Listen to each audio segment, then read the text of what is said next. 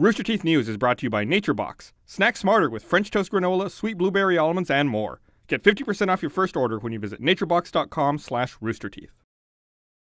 What's up, guys? I'm Ashley Jenkins, and before the weekend really gets underway, you might be interested to know that Respawn Entertainment is so serious about the performance of Titanfall that they've canceled the game's release entirely in South Africa because the region didn't hold up well during the beta test. They're not calling you out on kill-death ratio or anything, it's just the network infrastructure there wasn't cutting it. Titanfall leans on Microsoft's Windows Azure cloud computing platform, and there aren't any servers in South Africa, which contributed to overall poor network performance. Respawn co-founder Vince Zampella explains, "Performance wasn't as good in the area as we would like. Don't want to sell you something that isn't great." The first sign that something wasn't quite right came this morning when EA canceled all South African pre-orders of the game, and EA soon confirmed, saying, "After conducting recent online tests for Titanfall, we found that the performance rates in South Africa were not as high as we need to guarantee a great experience. So we have decided not to release Titanfall in South Africa at this time."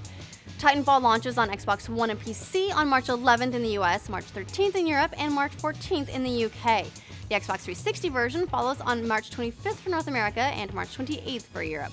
Those who've pre-ordered on PC will be happy to know the preloading is now available so you can get ready to play. Unless you're in South Africa. Sorry. Next, The Last of Us developers Naughty Dog have signed a deal with Screen Gems and Sam Raimi's Ghost House Pictures to bring The Last of Us to the movie screen.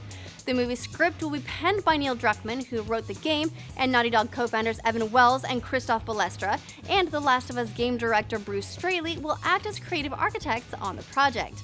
Wells believes they found the perfect team to bring the critically acclaimed game to the big screen, saying, "Since our game released last June, we've talked with many companies about making a film, but we couldn't have found better partners who share our creative vision and high standards."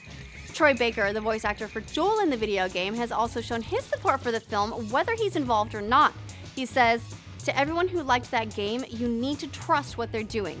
I know that if it wasn't going to be something that accurately represents the story, they wouldn't do it." Moving on, Ubisoft creative director Jonathan Morin confirmed today that Watch Dogs will feature an 8-player free roam mode. Ubisoft initially revealed their multiplayer for the game last year and even showed it in action at E3, but little has been said about it since. And while this confirmation doesn't answer a lot of questions, like what kind of access to the world players will have or whether there will be local multiplayer, it does confirm that multiplayer hasn't been cut as part of the delay. The multiplayer functionality they've shown so far demonstrates joining another player's game with the aim to find the player, install a virus on their phone, and get away clean. Presumably, more details will be revealed in the coming months, since Ubisoft announced earlier this week that the game will release on May 27th. And in even more game news, Square Enix is asking for fan feedback to determine the future of the Kingdom Hearts series. Kind of, anyway. They've launched a survey asking for feedback and also for advice on what kind of incentives fans want to see for pre-orders and collector's editions, and what features fans want to see in future Kingdom Hearts games. Also interesting is they want to know which Disney worlds and characters fans find most appealing, presumably to focus heavily on those in the future. Unfortunately, they provide a list of characters to choose from, so you can't just fill the survey with Iron Man or Darth Vader, even though, hey, those are Disney now. Kingdom Hearts 3 was formally announced at E3 last year, but even so, it's a long way off being ready, and this survey implies that fan feedback could impact the final game in the trilogy, as well as other future Kingdom Hearts games. Finally, Sony Computer Entertainment of America President Jack Tretton has announced that he'll be stepping down at the end of March after being with Sony for 19 years. He was part of the executive team that launched the first PlayStation and has overseen every launch since then.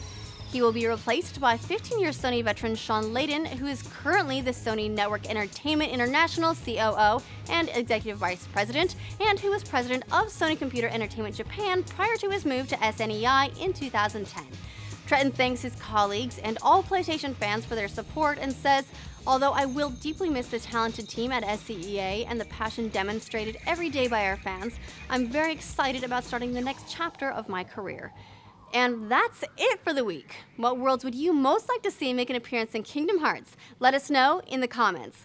Check roosterteeth.com tomorrow for a dose of RT life to save you from boredom, and have a great weekend.